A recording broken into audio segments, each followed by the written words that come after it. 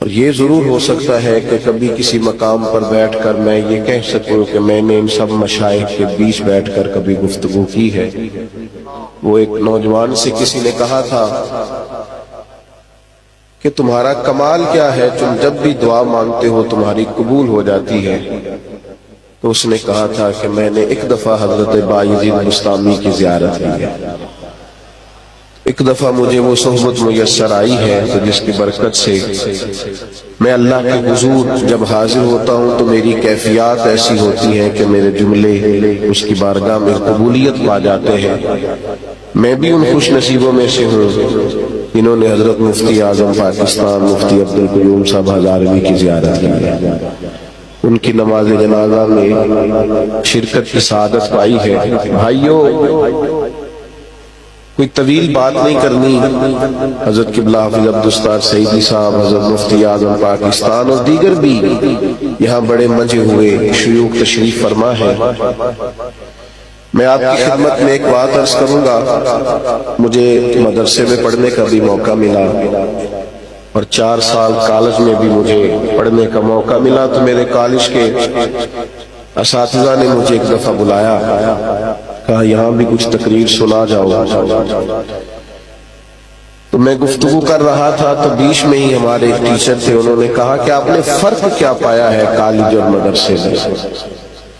میں نے ان سے کہا کہ ہم تو فرق نہیں کرتے، یہ تو بعض دنیا دار ہیں جو فرق کرتے ہیں، ہم تو سمجھتے ہیں یہ بھی ہمارے بچے ہیں وہ بھی ہمارے بچے ہیں، لیکن اگر آپ ماحول کے فرق کی بات کریں نا، تو ہم اوربی اسلامیہ کالج میں پڑھا کرتے تھے تو ہماری لینگویج یہ ہوتی تھی، گفتگو یہ ہوتی تھی، ایک دوسرے سے پوچھتے تھے وہ انگریزی والا آیا ہے، اسلامیات والا آیا ہے، یہ انداز تکلم تھا معاذ اللہ اساتذہ کے بارے میں۔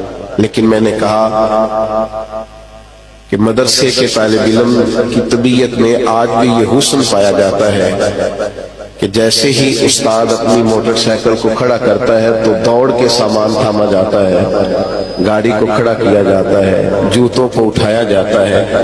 مجھے تو یوں لگتا ہے کہ مسند تک پہنچنے سے پہلے سبق لینے سے پہلے روحانیت روح میں اتر جاتی ہے، طبیعت کچھ اور طرح کی ہو جاتی ہے، کیفیات کچھ اور طرح کی ہو جاتی ہے، لب و لہجہ کچھ اور طرح کا ہو جاتا ہے۔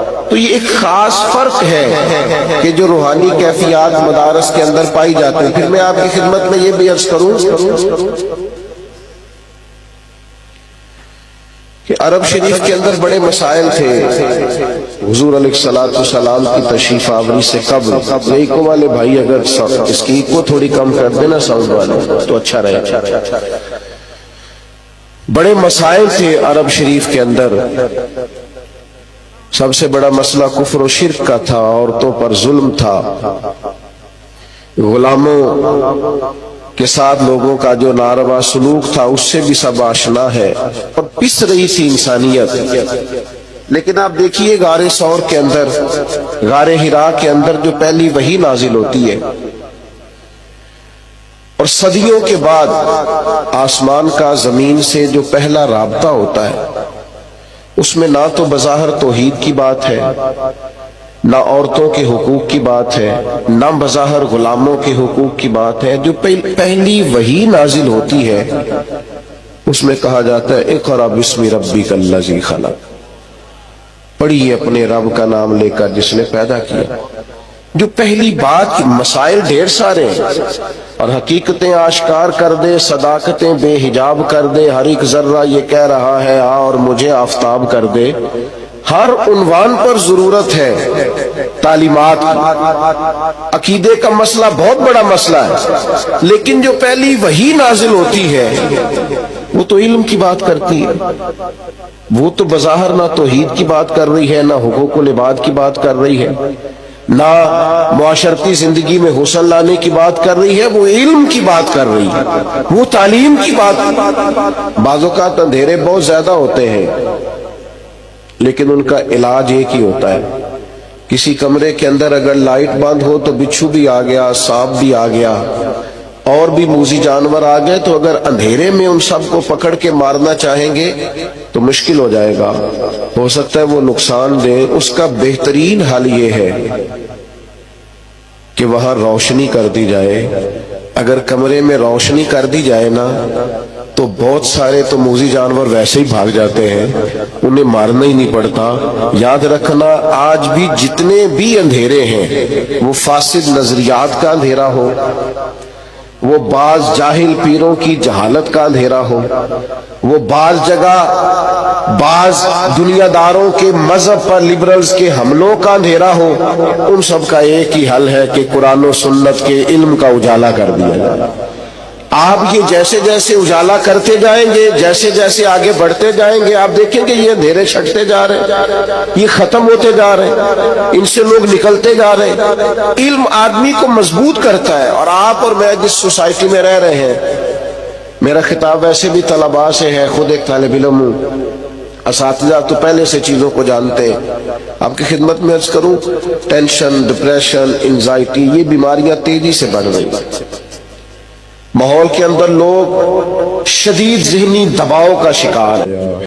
چھوٹی چھوٹی باتیں جب مخالفت بن جاتی ہے, مخاصمت بن جاتی ہے, جب چھوٹی چھوٹی باتوں میں لوگ ایک دوسرے کو ذہنی تکلیف دینے, ہمارے بزرگ کہا کرتے تھے پہلے لوگ دور دور لڑائی کرتے تھے, پر جب صلح کرتے تھے تو پھر بھی دل سے کرتے تھے. اب لڑائی نہیں کرتے, اب سازش کرتے. اب لوگوں کو جسمانی تکلیف نہیں دیتے, ذہنی کوفت پہنچاتے. اتنا مارتے ہیں کہ روز جی جی کے لوگوں کو مرنا پڑتا. یہ تکلیف اتنی تیزی سے بڑھ رہی ہے ماحول کے اندر. آپ یقین کریں ان ساری بے چینیوں کا بھی ایک ہی حل ہے کہ جب عقائد مضبوط ہو جائیں, کتاب و سنت پر انسان کی گہری نظر ہو اور اللہ اسے انشراح صدر عطا کرے, تو پھر نہ انسان پیسوں کی دوڑ میں پڑتا ہے, نہ بہت زیادہ مال اکٹھا کرنے کی اسے دقت درپیش, اسے انشراح صدر جو حاصل ہو گیا. پھر حضرت مصعب ابن عمیر رضی اللہ تعالیٰ عنہ مسجد نبوی شریف میں تشریف لاتے ہیں اور ان کا سادہ لباس دیکھ کر مولا علی شیر خدا رضی اللہ تعالیٰ عنہ فرماتے ہیں محبوب کی آنکھوں میں آنسو آ گئے. اور نبی رحمت علیہ السلام نے فرمایا میں نے وہ دور بھی دیکھا ہے جب ان کی ماں ہر مہینے نیا جوڑا لے کے دیتی تھی اور یہ مکے کے سب سے خوبصورت لباس پہننے والے نوجوان تھے, لیکن آج اس حالت میں بھی یہ اتنے خوش کیوں ہیں, اس سادگی میں بھی یہ اتنے زیادہ توانا کیوں ہے؟ یہ اس ذہنی تناؤ, کھچاؤ, ڈپریشن اور ٹینشن سے بچے ہوئے لوگ کیوں ہیں؟ اس لیے کہ قرآن و سنت نے انہیں مقصد زندگی دے دیا ہے. اب انہیں سمجھ آ گیا ہے کہ دنیا کی متاع جتنی بھی ہو یہ تھوڑی ہے, یہ دھوکہ ہے. اب یہ شعوری طور پر بلند ہو گئے, فکری توانائی میسر آ گئی. یہ ہمارے شیوخ جو مدارس میں بیٹھے رہے, عمریں گزار دی, عمریں, کوئی لمبے چوڑے تعارف نہیں. ہمارے خطباء کے, واعظین کے, نعت خوانوں کے جو پروٹوکول ہیں وہ ان لوگوں کے نہیں. لیکن اگر میں ان کی چھوٹی سی ترجمانی کر کے آپ سے یہ بات کہہ دوں نا کہ ان کو زیادہ کبھی پریشانی بھی نہیں ہوئی, ان کو زیادہ کبھی تکلیف. وہ ایک استاد تھے, ان کو 52 سال ہو گئے تھے پڑھاتے ہوئے. میری ایک دفعہ ملاقات ہوئی تو میں نے کہا استاد صاحب زندگی کیسے پائی؟ تو فرمانے لگے کہ اپنے علاقے کے بھی سارے لوگ نہیں جانتے, لیکن چونکہ یہ مطمئن ہوں کہ جن کو پڑھایا ہے ان کو صحیح کر کے پڑھایا ہے, جو کام کیا ہے وہ صحیح کر کے کیا ہے, لہذا اپنی طبیعت میں کوئی بے چینی اور اضطراب نہیں پاتا. یہ کیسے آتا ہے؟ یہ کتاب و سنت کے علم کے ساتھ آتا ہے. ورنہ شہرت کی بھوک وہ تو لوگوں کو وہاں تک لے آتی ہے کہ لوگ معروف ہونے کے لیے, مشہور ہونے کے لیے ایسی حرکات بھی کرتے ہیں جو ان کی شخصیت سے میچ نہیں کرتی. ایسے جملے بھی بولتے ہیں جو لگتا ہے کہ یار یہ تیری شخصیت کے ساتھ یہ بات میچ نہیں کی, تو بڑا آدمی. تو یاد رکھیے گا دینی علم انسان کو انشراح صدر عطا کرتا ہے, اس کے سینے کو ٹھنڈا کرتا ہے. اور جس دارالعلوم میں آج ہم حاضر ہیں اور حضور مفتی اعظم پاکستان رحمت اللہ تعالی علیہ کی شخصیت اور ان کے افکار, ان کے نظریات کی روشنی میں اس ادارے کو چلایا جا رہا ہے, تو وہ نہ پکے نظریات کے لوگ تھے. کچھ لوگ بیچارے ایسے ہیں جنہیں ساری زندگی طے ہی نہیں ہو سکا کہ ہمارا نظریہ کیا ہے. وہ ہر 40 سال کچھ اور کہتے رہے, اس کے بعد انہوں نے کچھ اور کہنا شروع کر دیا. وہ بیچارے کبھی کسی رستے کے مسافر ہوتے ہیں، کبھی کسی رستے کے مسافر ہوتے ہیں۔ تحقیق کے نام پر تخریب کرنا اور لوگوں کو الجھائے رکھنا، یہ ان لوگوں کا وتیرہ ہوتا ہے۔ مفتی اعظم پاکستان کا تعلق تھا محدث اعظم پاکستان سے، اور یہ وہ نسبت ہے جو انسان کو مضبوط رکھتی۔ جو لوگ فکری طور پر عقائد کے لحاظ سے مضبوط ہوتے ہیں نا، ان کے لیے کام کرنا آسان ہوتا ہے، پھر وہ بڑی آسانی سے آگے بڑھتے چلے جاتے، اس لیے کہ انہوں نے طے کچھ نہیں کرنا ہوتا۔ اہل یہود کی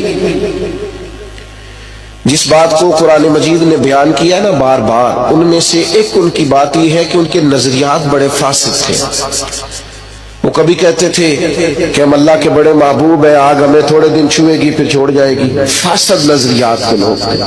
کبھی کہتے تھے اللہ کے پیارے ہیں، کبھی کہتے تھے کہ جنت صرف ہمارے لیے ہے۔ فاسد نظریات کے جو لوگ ہوتے ہیں وہ آگے نہیں بڑھ سکتے۔ جن لوگوں کے نظریات ستھرے ہوتے ہیں نا، ان کی سوچیں پاکیزہ ہوتی ہیں، وہ سفر بڑا مضبوط کرتے ہیں۔ حضرت مفتی اعظم پاکستان نے یہ جو دارالعلوم قائم کیا ہے، اور جہاں آج ہم سب لوگ حاضر ہیں، یہاں پختہ نظریات کی تعلیم دی جاتی، اور جامعہ نظامیہ کا یہ ترہ امتیاز رہا ہے پوری دنیا میں کہ یہاں صرف فتاوی رضویہ چھپتا ہی نہیں تھا، یہاں فتاوی رضویہ پڑھا بھی جاتا تھا، اور فتاوی رضویہ کے اندر جو کچھ لکھا ہوا ہے اس کے مطابق نظریات بھی دیے جاتے تھے، اور یہاں سے جو لوگ بن کے نکلتے تھے وہ فتاوی رضویہ کی عملی صورت بھی نظر آتے تھے۔ ان کی پختہ خیال اور پختہ افکار اس بات کا لوگوں کو وہ واشگاف الفاظ میں اظہار کرتے تھے کہ حضرت مفتی صاحب رحمت اللہ تعالی علیہ انتہائی فکری مضبوطی کے ساتھ آگے بڑھتے۔ اور دوسری بات میرے عزیزوں، جو آج کے اس دور میں ہمیں بڑی سمجھنے والی ہے اور ہمارے لیے بڑی قابل غور ہے، کچھ لوگ ایسے ہوتے ہیں جو بہت بڑی صلاحیت کے مالک ہوتے ہیں، بہت بڑا فہم رکھتے ہیں، بہت بڑی قابلیت رکھتے ہیں، لیکن مقاصد چھوٹے رکھتے ہیں۔ ان کی ساری زندگی ان کے ذاتی مفاد کے گرد گھومتی ہے۔ یعنی اتنا بڑا آدمی، اتنے بڑے القابات، اتنا بڑا کچھ، اتنا بڑا خطیب پاکستان، لیکن جب وہ اپنی تقریر کا سودا کر رہا ہوتا ہے اور جب وہ 30-35 ہزار میں اپنا ریٹ مقرر کرتا ہے تو محسوس ہوتا ہے یار قد تو بہت بڑا تھا، نام تو بہت بڑا تھا، لیکن اس نے بات بڑی چھوٹی کر دی۔ کچھ لوگ ایسے ہوتے ہیں جن کی ساری زندگی ذاتی مفادات کے گرد گھومتی ہے۔ کچھ لوگ بڑے ہوتے ہیں، ان کی سوچیں بڑی ہوتی ہیں، وہ زندگی میں بڑے کام کرنا چاہتے ہیں۔ حضرت مفتی صاحب رحمت اللہ تعالی علیہ نے ایک بڑا کام کیا۔ مفتی صاحب باصلاحیت تھے تو انہوں نے اپنی صلاحیت کو صرف اپنے ذاتی مفادات کے لیے محدود نہیں کیا، بلکہ اپنی صلاحیت سے کام لیا۔ میں نے تھوڑے دن پہلے بھی کہا تھا، پھر کہتا ہوں کہ ہم جب طالب علم تھے تو لوگ کہتے تھے کہ جامعہ نظامیہ کی ٹیم بڑی مضبوط ہے، شیوخ تو سارے وہاں جمع ہیں، لیکن جب شعور کی آنکھیں کھلی تو سمجھ آئی کہ ٹیم بن نہیں جایا کرتی۔ جب ہم نے ادارے بنائے اور ہم اداروں میں بیٹھے تو سمجھ آئی ٹیم بن نہیں جایا کرتی، ٹیم بھی بنانا پڑتی ہے۔ بڑے حوصلے ہوں تو پھر بڑے لوگوں کو ساتھ رکھا جاتا ہے، بڑے لوگ۔ کچھ لوگ اپنے مفادات سے اوپر بڑھ کر سوچنے کی صلاحیت رکھتے ہیں، انہیں قربانی دینی پڑتی ہے، ان کی سوچیں بڑی ہوتی ہیں۔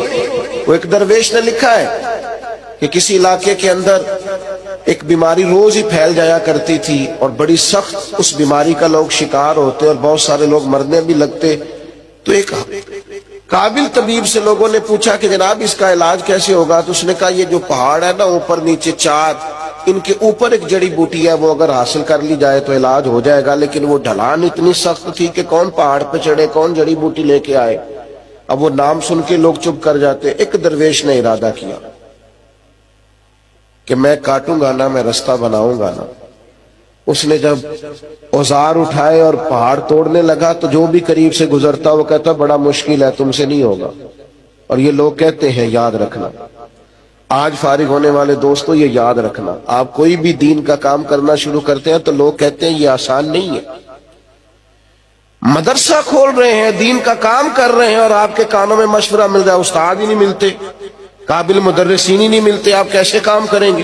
وہ جن کو تھپکی دینی چاہیے تھی وہ بھی بعض اوقات اس طرح کے مشورے دے رہے ہوتے، اس سے بھی سب نے کہا تو کیسے اوپر جائے گا، کیسے وہ تو پہاڑ کی چوٹیاں سار کرے گا، کیسے رستہ بنائے گا؟ اس نے کہا یار مجھے شروع تو کرنے دو، مجھے بڑھنے تو دو، اپنے حصے کا کام تو کرنے دو۔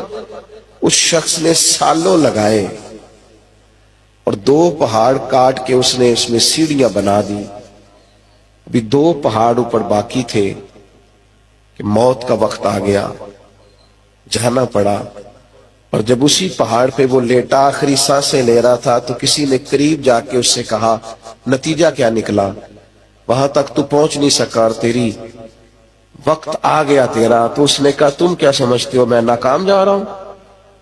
میں نے کامیاب ترین زندگی گزاری ہے، میں نے بھرپور وقت گزارا ہے، میدان میں رہا ہوں، میں کامیاب جا رہا ہوں، اس لیے کہ میں نے پیچھے آنے والوں کے لیے آدھا رستہ آسان کر دیا ہے۔ اب جو میرے بعد کام شروع کرے گا نا اسے صفر سے نہیں کرنا پڑے گا، 2 پہاڑوں میں نے رستہ بنا دیا ہے، اب جو میرے بعد آئے گا وہ تیسرے پہاڑ سے شروع کرے گا۔ امام بخاری محدث تھے، وہ احادیث جمع کر کے دے گئے فقہا کو، ایک ایک روایت کے لیے انہوں نے ہفتوں اور مہینوں کا سفر کیا، وہ طے کر کے دے گئے۔ لیکن میرے بھائیوں اب فقہا کے لیے آسانی تو ہو گئی، وہ نکالتے رہے مسائل، عکس کرتے رہے، استدلال کرتے رہے، لیکن کوئی کام تو کیا نا، کہیں سے شروع تو کیا نا۔ ہمارے بزرگوں نے کام کیا، انہوں نے کہیں سے سٹارٹ تو لیا۔ ذاتی مفادات کئی دفعہ قربان کرنے پڑتے ہیں۔ میں اب کیسے کھول کے اپنے طالب علم دوستوں کے سامنے یہ بات رکھوں؟ کچھ چیزیں خون جگر مانگتی ہیں۔ ہاں کچھ لوگ ایسے ہیں جن کے موبائل نہیں کھلتے زور سے پہلے تو جب آپ اپنی نیند قربان نہیں کر سکتے تو آپ بڑے مقاصد کیسے حاصل کریں گے؟ حضرت صہیب ابن سنان رومی رضی اللہ تعالیٰ عنہ بڑے تاجر تھے اور محنت کر کے مکہ شریف میں مال کمایا تھا، لیکن جب وہ ہجرت کر کے مکہ سے مدینہ طیبہ جا رہے تھے تو روک لیا کفار نے، کہا جانے نہیں دیں گے۔ فرمایا میں تو فیصلہ کر چکا ہوں، اب کچھ بھی ہو جائے اب تو مدینے جانا ہی جانا ہے۔ جنوں ویکھ کے ٹھر دیاں اکھیاں نے، جنوں ویکھ کے ٹھردا سینہ ہے، ربا تیری ساری خدائی چیک کی تے شہر مدینہ ہے۔ مدینہ شریف تو جانا ہے، وہاں تو ہر قیمت پر مجھے جانا ہے۔ انہوں نے ایک شرط رکھی، کہا آپ نے یہ سارا مال مکے میں کمایا ہے، آپ کو یہ مکے میں چھوڑ کر جانا پڑے گا۔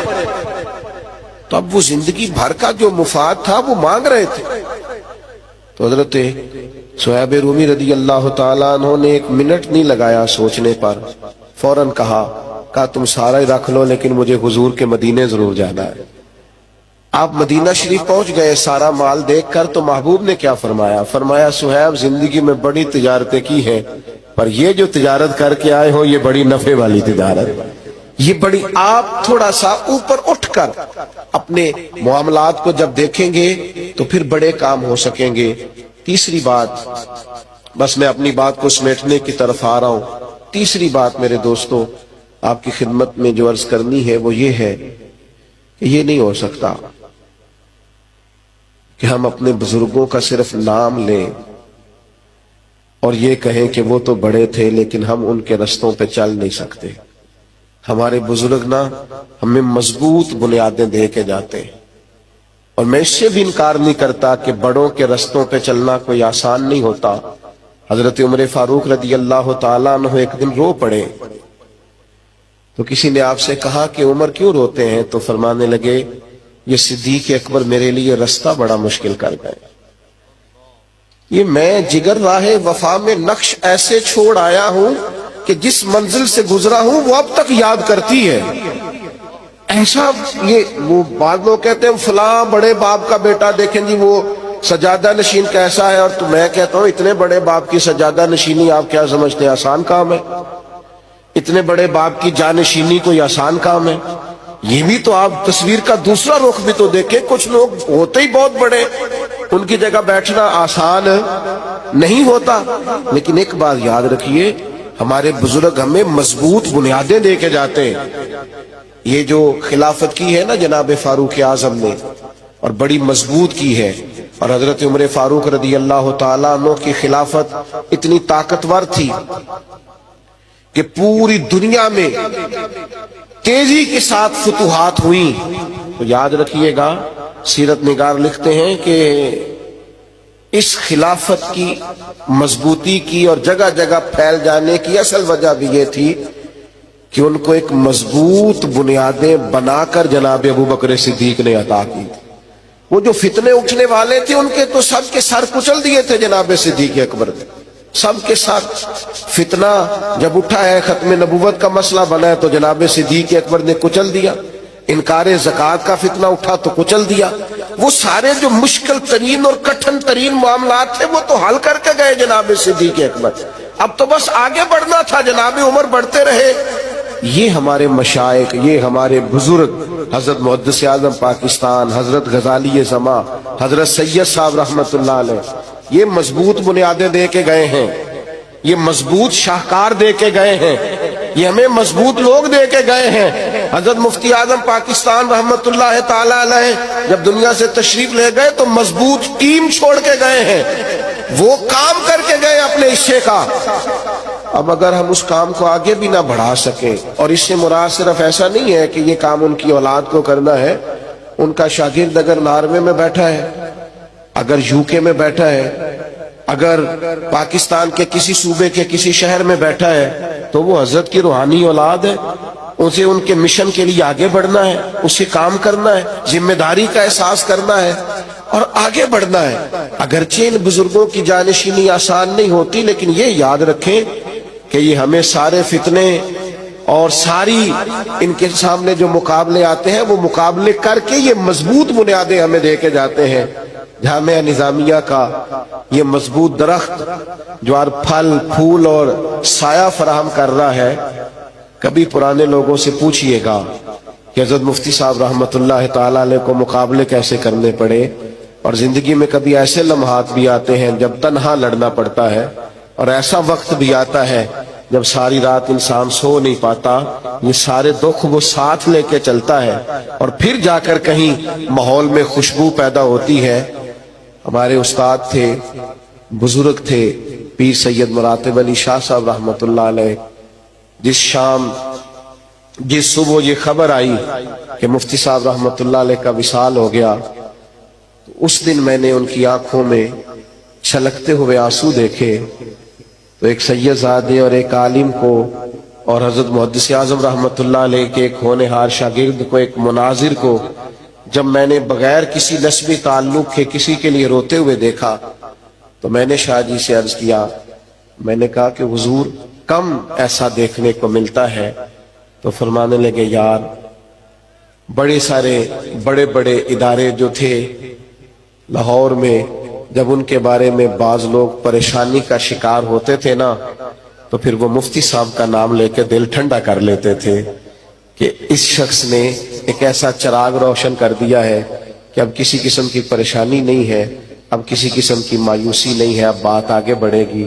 فرمانے لگے، کوئی نسبی تعلق نہ بھی ہو لیکن یہ کام اتنا کر کے گئے ہیں کہ درد خود بخود آنسو بن کے ہماری آنکھوں سے چھلک پڑا ہے. میرے بھائیوں، یہ مت سوچئے گا کہ بحثیں بہت ہو رہی ہیں، یہ مت سوچئے گا کہ حالات بڑے کٹھن ہیں. آج آپ نے آغاز کرنا ہے تو یہ مت سوچئے گا کہ ٹانگیں کھینچنے والے زیادہ اور شاباشی دینے والے تھوڑے ہیں. ساری زندگی یہ شکوے نہ کرتے گزار دیجئے گا کہ مسجد والے اور کمیٹی والے احترام نہیں کرتے اور لوگ عزت نہیں دیتے. اپنے آپ کو یہ چھوٹا مت کیجئے گا. میں اور آپ تو وہ جماعت ہیں جو پہلے دن گھر سے نکلتے ہیں تو اللہ کے فرشتے قدموں کے نیچے پر بچھا دیتے ہیں. کچھ کام کرنا ہے، کچھ آگے بڑھنا ہے، کچھ جد و جہد کرنی ہے، کچھ سوچنا ہے. میرے پاس ایک بہت بڑا یتیم خانہ چلانے والے ایک دوست آئے، بس اپنی بات سمیٹنے لگا ہوں تو مجھے فرمانے لگے، میں اس نتیجے پہ پہنچا ہوں کہ غریب بچوں کے لیے بھی اگر کسی نے کوئی کام کرنا ہو تو اسے مدرسہ ہی بنانا چاہیے. اگر غریبوں کے بچوں کی بھی آبیاری کرنی ہو، اگرچہ مدارس میں امیروں غریبوں سب کے بچے ہوتے ہیں، لیکن مدرسہ بنانا چاہیے. تو میں نے ان سے کہا بڑے پڑھے لکھے تھے، پی ایچ ڈی اسکالر تھے، میں نے کہا یہ آپ کیوں کہہ رہے ہیں؟ تو کہنے لگے یتیم خانے کا بچہ ساری زندگی اس احساس کے نیچے سے نکلتا نہیں کہ میں یتیم خانے میں ہوں، لیکن مدرسے میں جتنے مرضی غریب کا بچہ اور یتیم کا بچہ پڑھ رہا ہو، وہ یہ کبھی نہیں سوچتا کہ میں کسی خیراتی ادارے میں پڑھ رہا ہوں، وہ کہتا ہے میں علم حاصل کرنے آیا ہوں۔ اس کی خودداری اور عزت نفس کو ٹھیس، یہ تو بہت بڑی این جی اوز ہیں جو علماء بغیر حکومتی امداد کے چلاتے ہیں، اور وہ لاکھوں کی تعداد جو اگر مدارس نہ ہوتے تو نہ جانے وہ بچے کہاں جاتے اور کہاں جا کے وہ اپنا سرمایہ حیات گزارتے۔ صرف 3 گزارشات آپ سے کر کے بات ختم کروں گا۔ نظریات کے بارے میں افراط و تفریط کا شکار ہمیں کبھی نہیں ہونا۔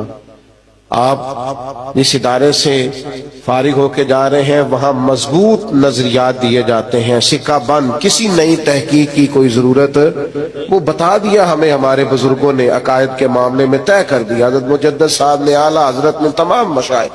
اور دوسری گزارش یہ کروں گا،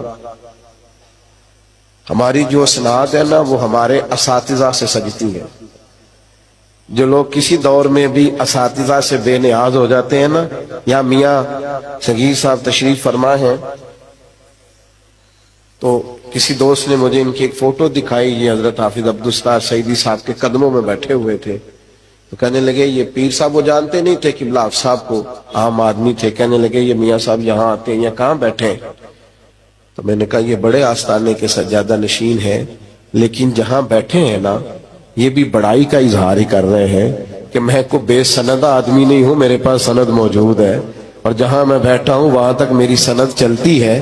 اپنے اساتذہ سے کبھی بے نیاز نہ ہونا۔ اگر ہم اپنے اساتذہ سے بے نیاز ہو جائیں تو پھر تو ہماری سند ہی گئی، پھر تو آپ کو پتا ہے راوی جو ہے وہ کمزور ہو گیا۔ یہ وابستہ رہنا۔ اور یہاں بہت سارے لوگ میں دیکھ رہا ہوں ایسے بھی آئے ہیں پرانے فضلاء جو شاید دعوت نہ دی گئی ہو پھر بھی آئے ہیں، اور میں سمجھتا ہوں کوئی احسان کر کے نہیں آئے، آنا چاہیے تھا، ٹھیک کیا ہے آئے، آنا بنتا تھا۔ اور تیسری گزارش یہ کروں گا کہ ہمیں اپنے بزرگوں کے لیے باعث ناز بننا ہے، باعث فخر بننا ہے، ہمیں کچھ کر کے دکھانا ہے۔ وہ بڑی خاص بات تھی نا، بڑی خاص بات، جب شرف صاحب رحمت اللہ تعالی علیہ تشریف فرما ہوتے تھے اور وہ حضرت مفتی صاحب کی طرف اشارہ کرتے تھے کہ آپ جائیں اور حضرت سے جا کے بات کریں، تو میرے بھائی اگر حضرت شرف صاحب رحمت اللہ علیہ کچھ لکھتے تھے، ان کی ایک کتاب پر مرحوم خورشید احمد گیلانی نے تبصرہ کرتے ہوئے لکھا تھا، مجھے سمجھ نہیں آتی، یہ علماء سے معذرت کے ساتھ انہوں نے کہا سمجھ نہیں آتی، سارا دن خشک مضمون پڑھانے والا مولوی اتنا تر و تازہ کیسے لکھتا ہے اور اتنا خوب کیسے یہ بیٹھتا ہے؟ تو بڑے بڑے ادیب شرما جاتے ہیں کہ یار کیسی بات کر گیا ہے۔ او میرے بھائیوں، اگر ہم کوئی کام کریں گے تو اب جامعہ میں بیٹھ کر اور صرف و نحو کی دقیق مسائل حل کرتے ہوئے بھی شام کو وہ لکھتے تھے، تو یہ بھی باعث ناز بنتا تھا جامعہ نظامیہ کے لیے۔ ہمیں کوئی تو ایسا کام کرنا ہے کہ ہمارے اساتذہ فخر سے ہمارا نام لے سکیں، کچھ نہ کچھ ضرور تحریک اپنے اندر رکھنی ہے۔ یہ امامت، خطابت اور پھر بہت زیادہ اپنے مزاج میں یہ بنا لینا کہ میں امام صاحب ہوں۔